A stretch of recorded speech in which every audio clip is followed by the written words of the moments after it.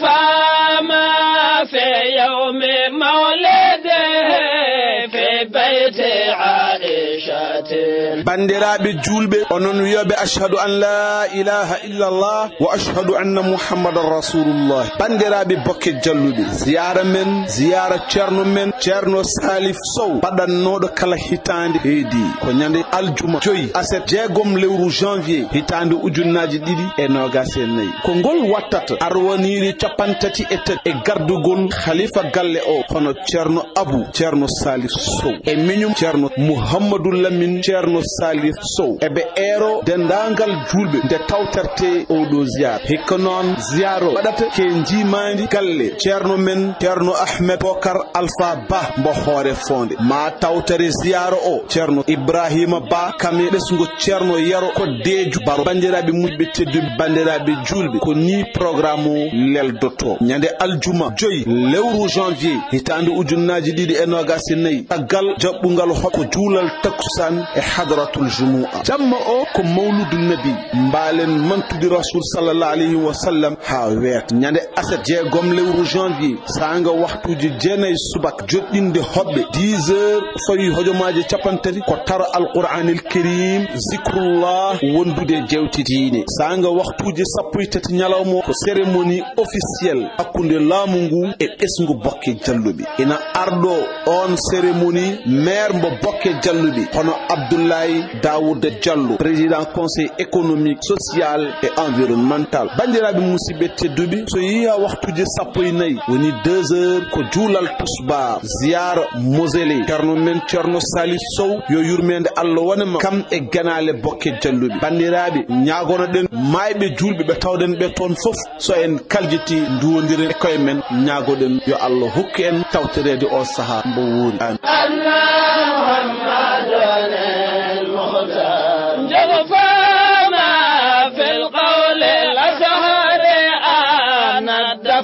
ليلة أربعاء في جوف ليل الفضل وسلام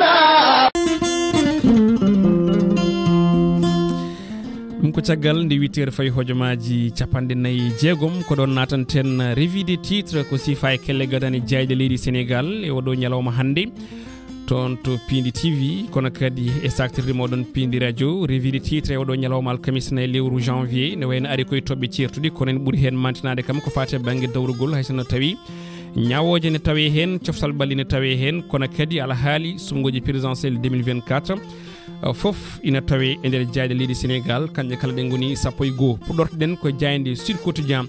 nden jayde odo subaka handi ne wayno ari ko on don audience on don chambre première chambre pénale e ko yiti ton to cour suprême ko faate bangal haali Prodac dum noddi hakkunde Ousmane Sonko e Mame Mbaye Niang jayne ko be binde gardinde bindol wonde ko Sonko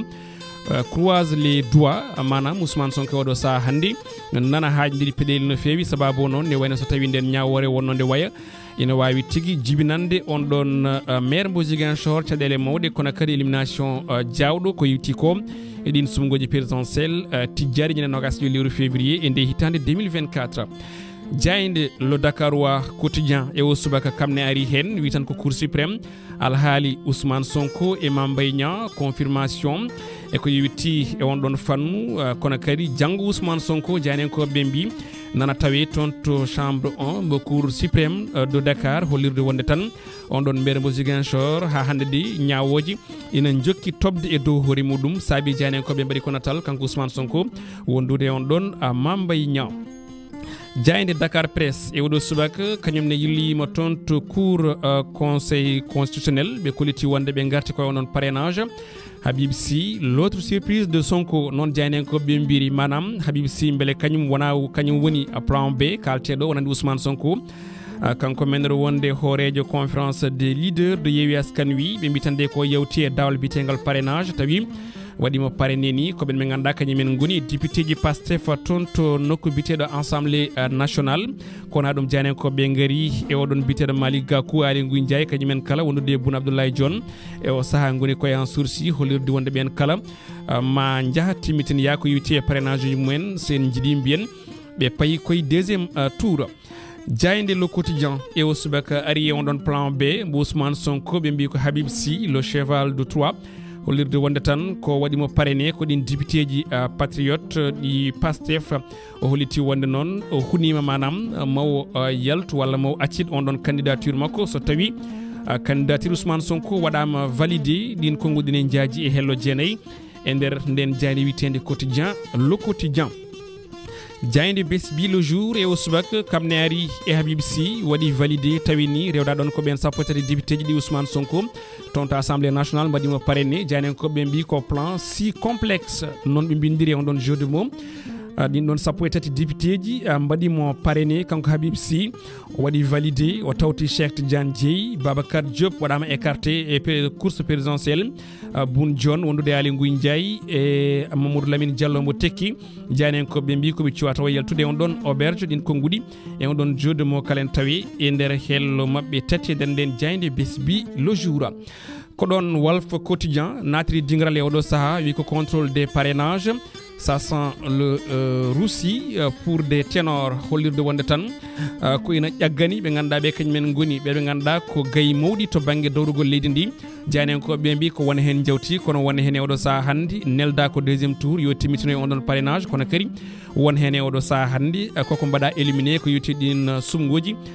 konguɗi ɗin jaaji e hello tati e nder nden jandi witende Walf quotidien. La dépêche côté la dépêche républicain pour mbaden compléter den indi den jandi wi ene wayna tan ko présidentielle du 25 février 2024 la candidature de Karim Wade wadama validé manam o yewte dal bitengal parrainage tengti Karim Wade ne wayna tan gondo exil ton to Qatar ma won candidat élection ay présidentielle du 25 février 2024 tawi non ko conseil constitutionnel kanyum tigi wadi validé hanki onon candidature mo kankon don biddo gonnodo horeji leydi Sénégal o hono Abdoulaye Wade ene wayna tan be mbi ko yalti tigi e walla mbine o dadi e ko yiwti mayande makko to banggue dawrugol o do sa hande o yewti ngal dawal parrainage to banggue parlementaire kono kadi ko yiwti e din non sappo tati député ji wadbe mo parrainé ton to assemblée nationale. Jainde le point kamne odo subakandi yilli ko ton to Matam diwan kodomen Djibril Diawara be mbi ko forte mobilisation don benno tawi woni tagal mudum ko Farba Ngom wondude ñom ganda kam woni ben don me ganda ko responsable uji hewbi hono Abdoulaye Sy Dage mbo ministre de la justice e mi ko Matam e odo sa hande tan wadi sembe mudum ngam pulga mudu bayi sumgoji tijadi benno mo Matam e mbi tan de ha joni ko hiti walla hetti on mobilisation mudum kewdo ko fate banggue din sumgoji présidentielle 2024 par Farba Ngom ina dusi dum wondude dendagal responsable uji kewdi ne hen Abdoulaye Sy Dage mo ministère de la justice kono kadi be mbadi sillonné manam be jirlimo dendagal gure Fouta kala e mbadi kubal ngenar ogo Wourossogui Boki Diawi mbakna Cilogn kono kadi e ngiji logn Sadel Nabbaji wuro witengo Wudduru boynaji Taïba e Nabbaji kañumen kala ɓe mbitandi ko mbaɗi vivre manam dilli kono kadi dillini o mo ganduɗa kam woni hoore jagorɗo Amadou Ba kono kadi candidat bon ɗon coalition Benno Bokk Yakar. Jainde l'Express quotidien waɗi ko natal maw leydi Macky Sall arti ɗin sumgoji présidentielle 2024 hanki boto jagorde toon to galle lamorgo to hoore leydi ndi wi yiddi muɗum tan ko yo ɗin sumgoji ndewne e lawol laaɓa labta kono kadi Sénégal naaɓe kala jiito hen koye mumen ko ɗon rewni o eri dendagal ɗen jagorɗe ganduɗa ko tambiɓe fannom nde ɓurata wadde doole e sembe kala ha ɗin sumgoji kala jubba ndewa e lawol kono kadi jaada e jamanu. Jainde les échos ari koye titre ɗiɗi kono cuɓiɗen haalde ko titre goto nde ari koye sport révélation mbo modulo kanko haalde ɗemgal makko wi waɗi saaha nde o hebloto on ɗon combat hakkude makko e Boynia 2 ombo heddo balɗe sappo wadde entraîné manam heblude ɓandu makko toon to Lac Rose tawi on ɗiyen balɗe sappo kala o artata galle makko wona ɓiyi ko wona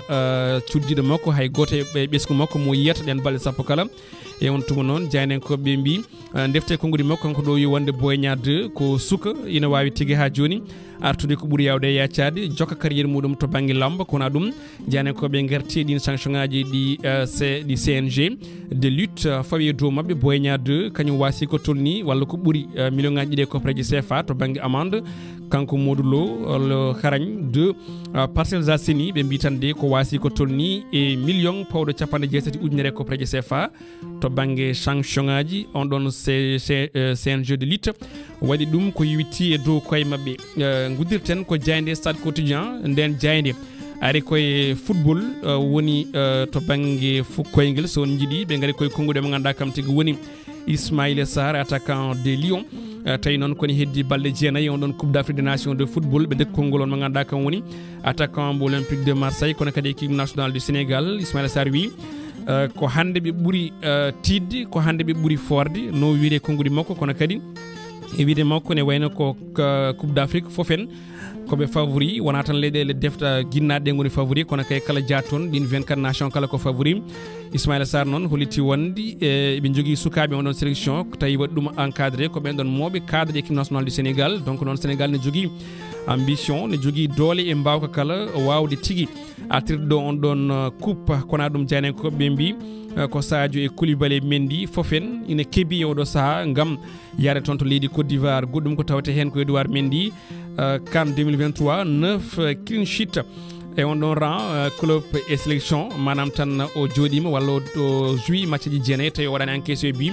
do équipe nationale du Sénégal et tonto club makko Arabie Saoudite be koliti wonde non kanko Edouard Mendy ko le MIROIR de Lyon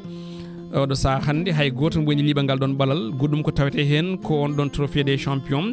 2024 fudirima no moƴƴi wonande Paris Saint-Germain tagal de be pi hanki Toulouse